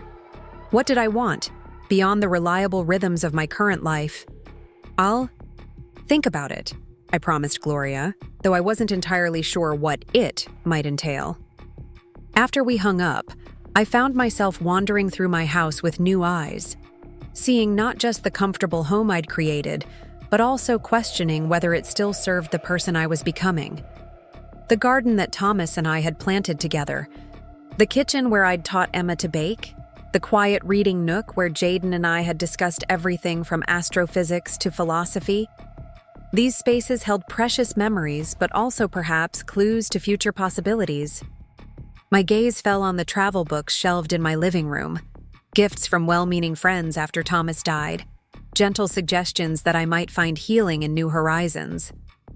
I had appreciated the thought, but had never felt ready to venture, far from the familiar routines that provided structure during grief. Now, 5 years later, I found myself pulling out a volume on Italy, remembering how Thomas and I had always talked about visiting the small village where his grandparents were born. We had postponed the trip repeatedly, when Stephen was young, when Thomas's construction business needed attention, when retirement approached, but finances needed bolstering first. Always later, always after some other priority was addressed. And then later had run out. Thomas's cancer diagnosis had been sudden, the decline swift. Our someday plans had evaporated in the urgent reality of treatments, hospital stays, and, finally, hospice care. I traced the photograph of a stone village perched on an Italian hillside, remembering Thomas's stories of his grandmother describing olive groves and vineyard terraces, the church bell that marked the hours, the evening, passeggiata where neighbors connected after the day's work. He had carried these inherited memories his whole life, without ever seeing the place that had shaped his family's worldview. Could I go in his stead? The thought surfaced unexpectedly, not just as a tourist, but as a pilgrim of sorts, carrying Thomas's connection to this place. Perhaps even finding distant relatives who might remember the family that had emigrated to America generations ago. The idea took root as I continued through my afternoon, gaining definition and possibility. I had been careful with money all my life, had planned for retirement with the same discipline I'd applied to the grandchildren's college funds. There was no practical reason I couldn't travel. And while I'd always valued security over experiences, perhaps there was a season for each priority. Perhaps now, with family obligations eased, was the time to expand my horizons while I was still healthy and capable. By evening, when Emma called to report their safe arrival at Eastridge, I had pulled out more books, had even jotted preliminary notes about what such a journey might entail. Her excited descriptions of the campus, the orientation activities, her first impressions of roommates and professors washed over me in a happy stream of new experiences embraced. Jayden got on the line briefly too, more measured in his observations, but clearly absorbing the transition with thoughtful enthusiasm. "How are Mom and Dad?" Emma asked before we ended the call. "Managing," I told her truthfully. "Your father was quiet driving home. Your mother is staying busy organizing care packages." Emma laughed. "Tell her we just got here. We don't need care packages yet." "Let her fuss a little," I advised. "It helps." After we hung up, I returned to my Italian research, feeling a curious kinship with my grandchildren's venture into new territory. Different circumstances, different stages of life, but the same fundamental courage required to step beyond the familiar, to embrace change rather than resist it, to trust that growth often waits just beyond comfort zones. The following week brought another unexpected development in our family's evolving story. Stephen called midweek, asking if he could stop by after work. His tone carried none of the tension that had marked similar requests in recent months, but still held a note of something significant pending. He arrived looking tired, but centered in a way I was still getting accustomed to. The manic energy that had once propelled him through his overscheduled days replaced by a more grounded presence. The expensive suits that had been his uniform were now reserved for client meetings, replaced in everyday life by more casual, comfortable clothing that somehow made him look more like himself. "How are you settling into the empty nest?" I asked as we sat on the back porch, glasses of iced tea sweating in the late summer heat. "It's adjustment," he acknowledged. "The house feels too quiet. I keep expecting to hear Jayden's music or Emma's friends laughing." He smiled ruefully. "But there's something peaceful about it too. Diane and I are talking more, actually seeing each other instead of just coordinating schedules and managing crises." I nodded, remembering that phase from my own marriage, the rediscovery of partnership after the intensity of active parenting subsides. "That's natural. You're finding your way back to being a couple, not just co-parents." "That's actually related to why I wanted to talk to you," Stephen said, setting down his glass. "Diane and I have been doing a lot of thinking, a lot of talking, about our next steps. Not just financially, but what we want this chapter of our lives to mean." His phrasing caught my attention, meaning rather than achievement or acquisition, the vocabulary shift reflecting deeper changes in perspective. "We've decided to start a small foundation," he continued, "using our professional skills to help other families avoid the financial pitfalls we experienced. Diane will offer workshops on home buying reality versus real estate fantasy. I'll focus on budgeting basics and debt management. Small scale, very practical." The initiative surprised and moved me. Not just the concept, which was thoughtful, but the humility it represented. For Stephen and Diane to publicly position themselves not as aspirational success stories, but as cautionary examples required a level of ego surrender I wouldn't have believed possible a year ago. "That's wonderful," I said sincerely. "Your experiences could help many families avoid similar struggles." "We thought we'd call it the Griffin Family Financial Literacy Project," Stephen added. "With your permission, of course, since it's your name too." The request touched me deeply, not just the inclusion, but the acknowledgement that the Griffin name, through my example, carried associations with financial wisdom worth building upon. "Of course," I agreed. "I'd be honored." "There's more." Stephen said, a hint of his old excitement breaking through his newer, calmer demeanor. We've been talking with Eastridge's alumni office. They're interested in having us present workshops for graduating seniors, practical financial guidance beyond the theoretical economics they learn in classrooms. Diane's already designing a module on housing truths versus myths, and I'm working on one about lifestyle inflation and how to avoid it. The irony wasn't lost on either of us, that the same man who had once disparaged my financial choices as failures was now positioning himself to teach young people similar principles of modest living, thoughtful consumption, and prioritizing security over status. But there was no need to verbalize this observation. We had moved beyond recrimination to something more constructive. That means you'll be visiting campus regularly, I noted. Emma and Jayden will like having you nearby. And we were hoping, Stephen continued, that you might consider joining us for some of these presentations. Your perspective, the long view of financial decisions, how choices compound over decades, would be invaluable to these students. The invitation caught me by surprise. Despite our reconciliation, despite Stephen's growing recognition of my financial wisdom, I hadn't expected to be included in his professional initiatives.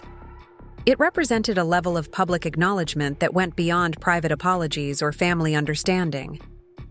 I'm not a financial expert, I demurred, just someone who's lived carefully.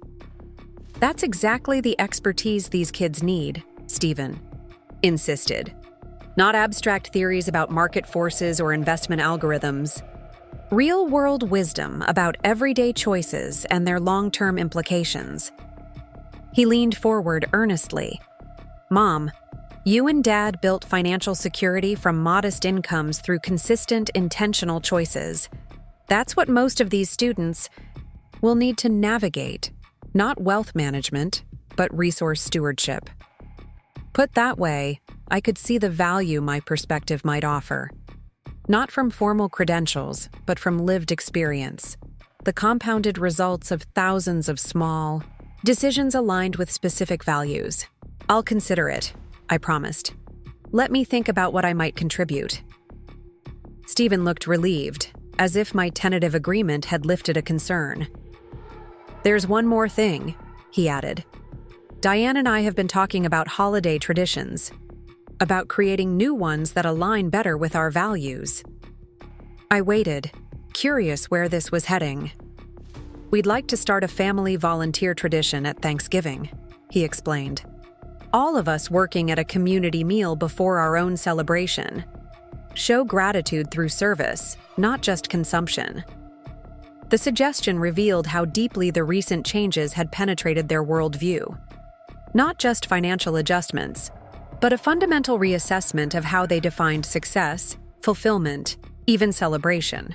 I think that's a beautiful idea, I told him. Thomas would have approved. Stephen smiled, the mention of his father bringing warmth rather than the complicated grief that had often shadowed his expression in years past. He always did say, "We should measure wealth by what we give, not what we have." He lived by that principle, I agreed softly, in ways that weren't always visible, but shaped everything he did. We sat in companionable silence for a moment, the mention of Thomas creating a presence between us. Not the sharp absence of early grief, but the gentler integration of a beloved voice still guiding our choices, still part of our family's ongoing conversation about what matters most. I've been thinking about Italy, I said finally, surprising myself with the transition, but somehow feeling it was the right moment to share my emerging plans. About visiting your father's ancestral village. Stephen looked startled. Italy? You're considering traveling to Italy? Alone? Possibly, I acknowledged. I've been researching options. There are small group tours designed for solo travelers. Or I might look into those semester abroad programs that include homestays for older adults alongside college students.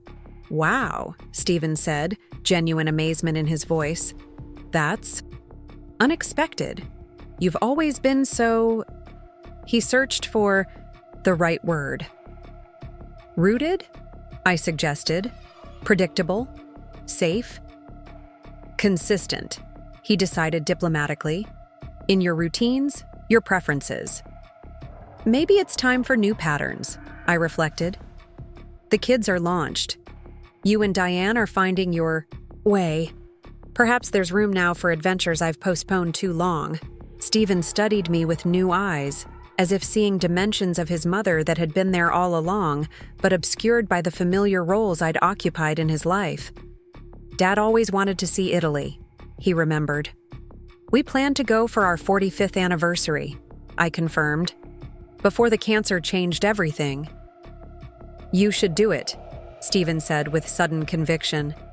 Not just for Dad, but for yourself. You've earned this adventure, Mom. His support warmed me, especially given how drastically it contrasted with what his reaction might have been a year ago. Concern about the expense, worry about practicality, perhaps even subtle judgment about frivolous spending. The shift reflected not just his evolving perspective on finances, but his growing ability to see me as a whole person with dreams and aspirations beyond my relational identities. As Stephen prepared to leave, he paused at the door. You know, what I've been thinking about lately? How differently things might have turned out if you hadn't confronted me about what I said to the kids that night. If you'd just let it go, let me keep believing my own narrative about your finances, about mine. We'll never know, I said simply. No, but I can imagine, he insisted. I'd still be drowning in debt, still lying to myself about sustainability, still modeling terrible financial values for my children. And you, he shook his head. You would have watched them struggle with student loans despite having provided for their education. You would have carried that hurt silently, as you've carried so many others. The assessment was probably accurate, but I saw no value in dwelling on what-ifs. What matters is what actually happened, I reminded him. The truth came out. Adjustments were made. Growth followed. Because you had the courage to speak up, Stephen concluded, to demand respect for your choices, your wisdom. After he left, I returned to the back porch, watching twilight soften the edges of my garden. Stephen's visit had clarified something I'd been feeling since the kids departed for college, that this transition marked not just an ending, but a beginning. Not just for Emma and Jayden, embarking on their academic journeys, or for Stephen and Diane, reinventing their marriage and professional identities, but for me as well. For decades, I had defined myself primarily through service to others, as Thomas's wife, Stephen's mother, Emma and Jayden's grandmother, patient's nurse. These roles had brought deep fulfillment and purpose, but they had also, perhaps, allowed me to postpone certain questions about my individual journey, about dreams deferred in service of others' needs. Now, with family obligations eased, with financial security established through decades of careful stewardship, with health still permitting adventure, perhaps it was time to expand my definition of meaningful living. To honor Thomas's memory, not just by maintaining what we had built together, but by embracing experiences we had planned to share. To model for my grandchildren that growth and exploration belong to every stage of life, not just youth. I pulled out my phone and opened the travel research I'd been gathering. The small village in Tuscany where Thomas's grandparents had been born looked almost unchanged from century-old photographs. Stone buildings clustered around a central piazza, cypress trees lining approaching roads, olive groves terraced on surrounding hillsides. I could almost hear Thomas's voice describing it from his grandmother's stories, the reverence with which she had spoken of the place that shaped her understanding of community, of beauty, of what constitutes a life well lived. I think I'm going to go, Thomas, I said softly to the evening air. For both of us. The decision, once made, brought unexpected lightness, not because travel itself was the answer to post-grandmothering purpose, but because it represented something larger. The permission to pursue long-deferred dreams, to define this chapter of life on my own terms, rather than solely through relationships to others. As night deepened around my garden, stars appearing in the clear September sky, I felt a sense of completion mingled with anticipation. The college funds that had sparked our family's recent journey of truth and reconciliation had fulfilled their primary purpose, launching Emma and Jayden toward educational opportunity without financial burden. But their impact extended far beyond tuition payments, reshaping family dynamics, challenging long-held assumptions, opening pathways to more authentic living for all of us. What had begun as a painful revelation, overhearing Stephen portray me as financially irresponsible to his children, had catalyzed transformations none of us could have anticipated. Stephen and Diane finding their way to meaningful work helping others avoid similar struggles. Emma and Jayden establishing a scholarship to extend similar opportunities to students with grandparent support. And me, contemplating horizons beyond. The careful, contained life that had sometimes been misinterpreted as limitation rather than choice. The Italian proverb Thomas had often quoted came to mind. After the game, the king and the pawn go into the same box. In the end, what matters isn't what we accumulate, but what we build. Not possessions, but purpose. Not status, but substance. Not appearances, but authenticity. The college tuition statements that had started this journey were now just papers in a file, their financial purpose fulfilled.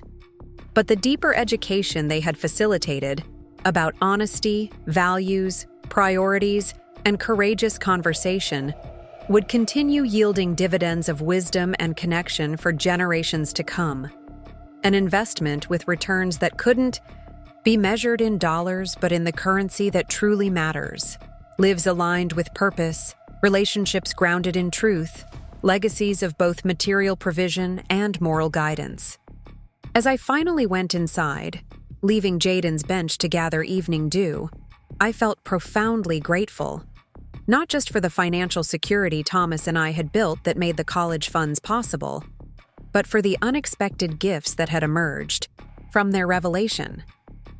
The reconciliation with Stephen, the more authentic relationship with Diane, the opportunity to see my grandchildren recognize and appreciate the values that had shaped my choices long before they understood their significance. And perhaps most surprisingly, the invitation to myself to embrace this new season with the same intentionality I had applied to earlier chapters, to honor Thomas's memory not just by maintaining what we had built, but by living fully in his absence, and to model for Emma and Jayden that growth, exploration, and courage belong to every stage of life.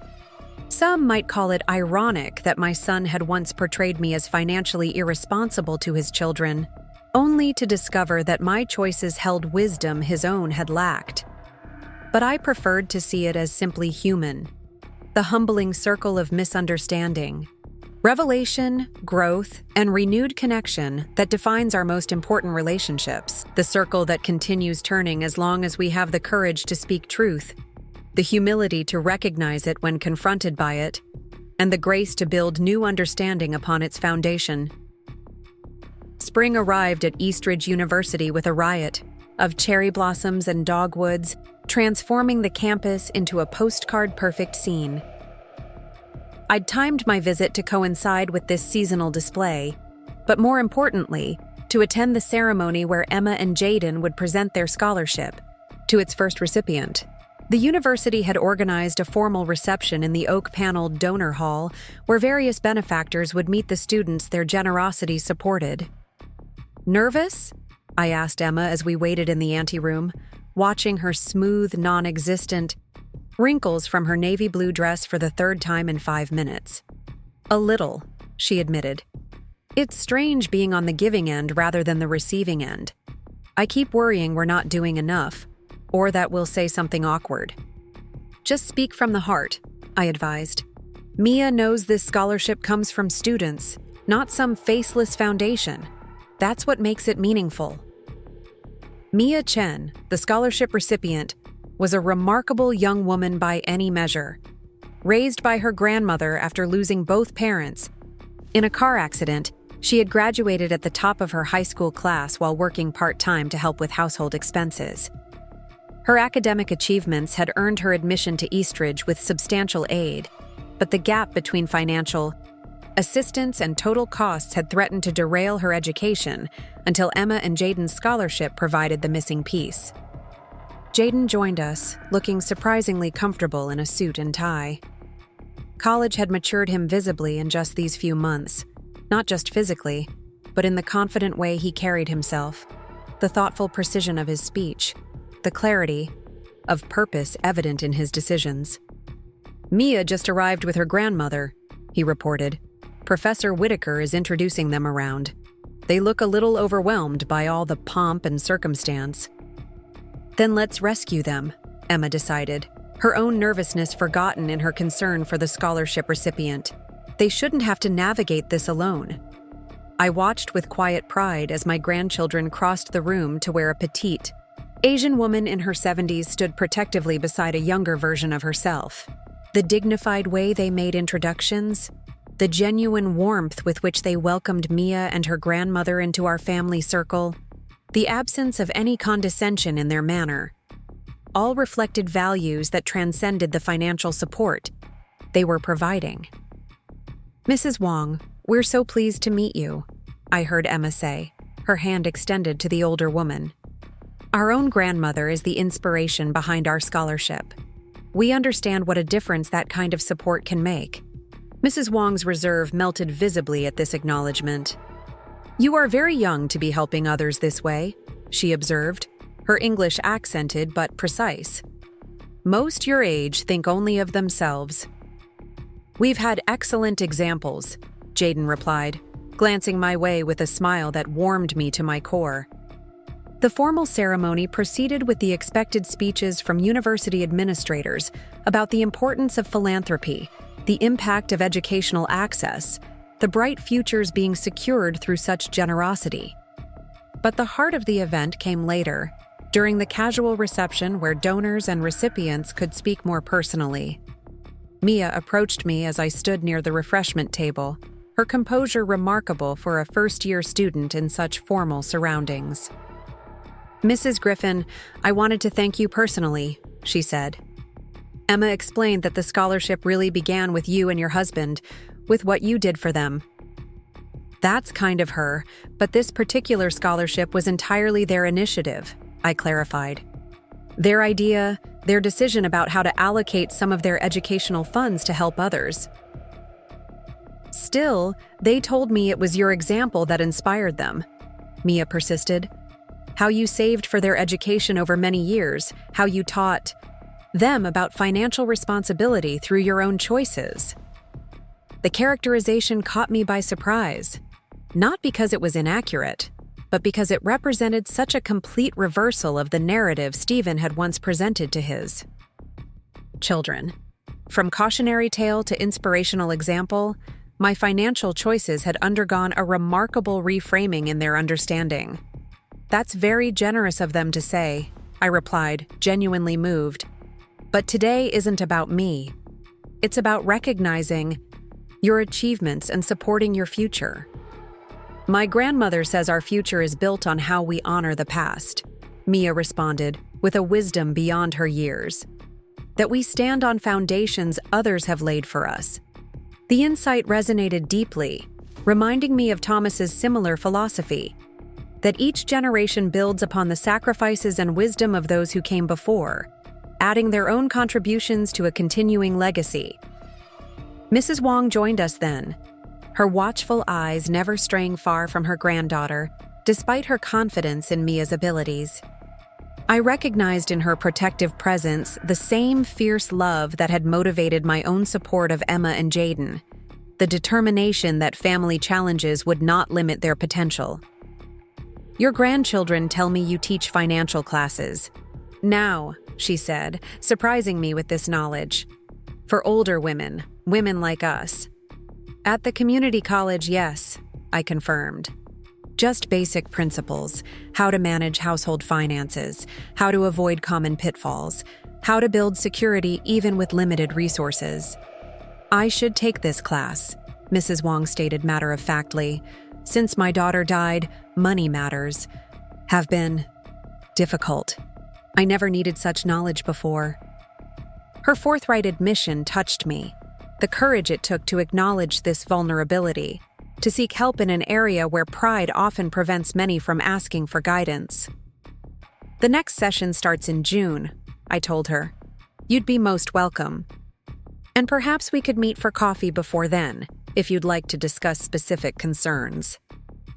The genuine smile that transformed her serious expression told me this offer of practical support meant more than any polite sympathies or abstract acknowledgement of her situation.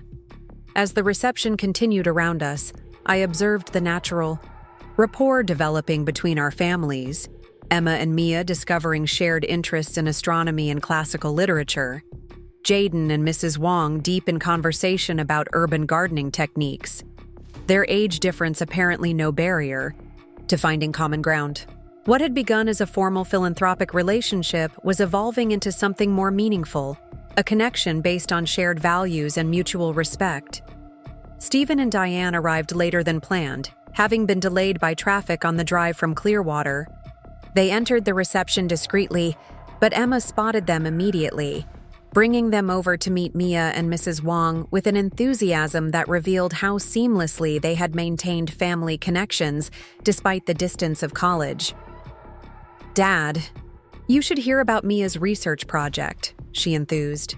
"She's studying economic mobility patterns across 3 generations of immigrant families. It connects perfectly with your financial literacy initiative." The easy way Stephen engaged with Mia, asking perceptive questions about her methodology without a trace of condescension, reflected how much he had grown beyond the man who had once judged worth by external markers of success. Diane, too, showed genuine interest, suggesting resources from her real estate background that might provide valuable data points for Mia's analysis. Watching them interact, I felt a quiet satisfaction that transcended pride. This was what Thomas and I had hoped for when we established those college funds decades ago. Not just educational opportunity for our grandchildren, but the development of character that would extend that opportunity to others, that would recognize success not by accumulation, but by contribution. The university photographer captured the moment. 4 generations from 2 families, connected not by blood, but by shared commitment to educational access and mutual support.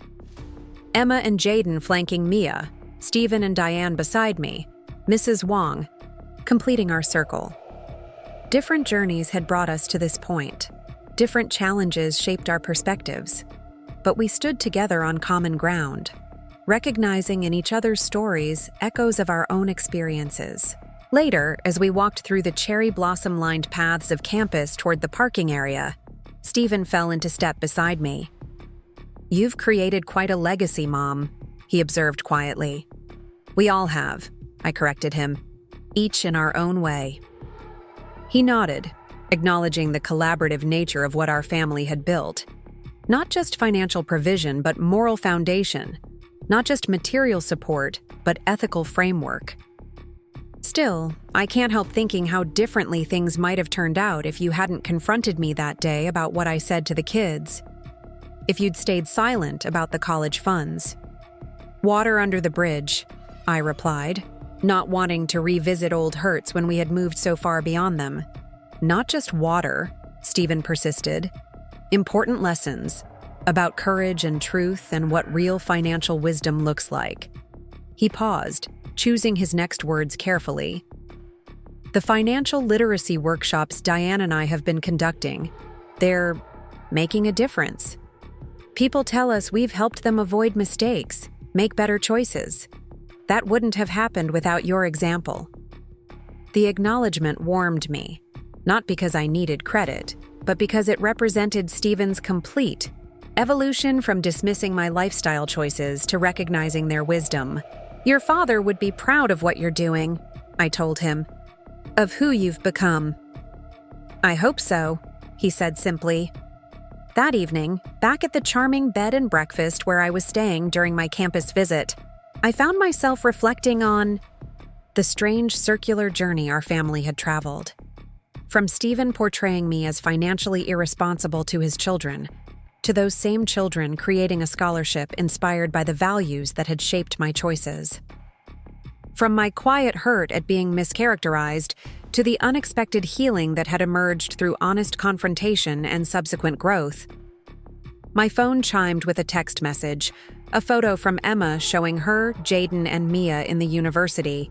Coffee shop, books spread across the table, clearly deep in academic discussion despite the formal event having concluded hours earlier.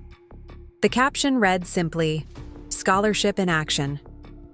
The image captured exactly what Thomas and I had hoped our financial support would facilitate. Not just formal education, but intellectual engagement. Not just degrees, but relationships built around shared pursuit of knowledge and growth.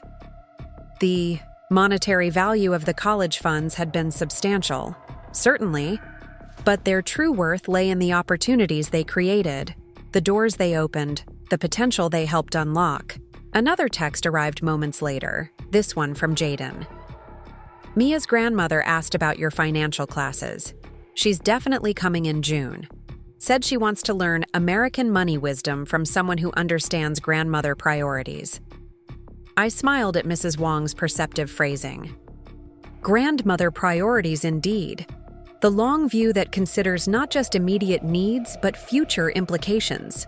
Not just personal comfort, but generational impact.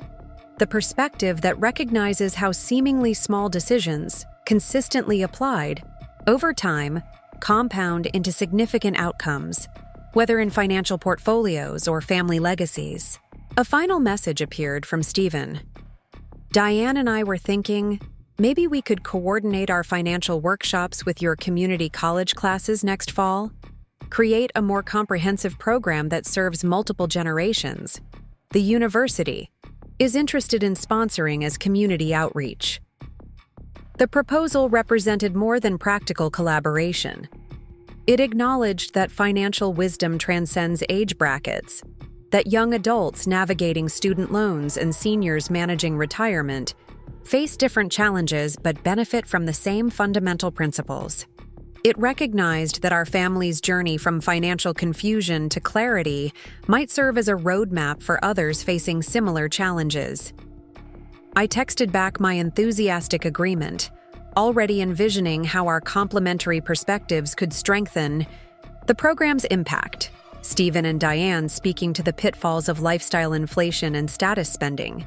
Me addressing the long-term benefits of consistent, modest choices aligned with personal values rather than external expectations.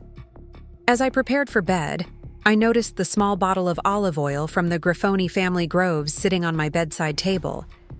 My tangible connection to Thomas's ancestral roots, brought along on this trip as a silent reminder of his presence in all our family milestones. I touched it gently, imagining what he might think of this day's events, of the scholarship bearing our name, of the healing and growth our family had experienced. "We did good, Thomas," I whispered to the quiet room.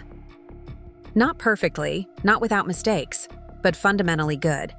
In the morning, before returning to Clearwater, I would meet Emma and Jayden for breakfast, would hear more about their studies and campus activities, would savor this brief opportunity to witness their collegiate experience firsthand. Then I would drive home to my modest house with its paid-off mortgage and carefully tended garden, to my community college classes and volunteer commitments, to the quiet contentment of a life aligned with my deepest values. Some might call it ironic that my son had once portrayed me as financially irresponsible to his children, only to discover that my choices held wisdom his own had lacked. But I preferred to see it as simply human, the humbling circle of misunderstanding, revelation, growth, and renewed connection that defines our most important relationships. The circle that continues turning as long as we have the courage to speak truth, the humility to recognize it when confronted by it, and the grace to build new understanding upon its foundation.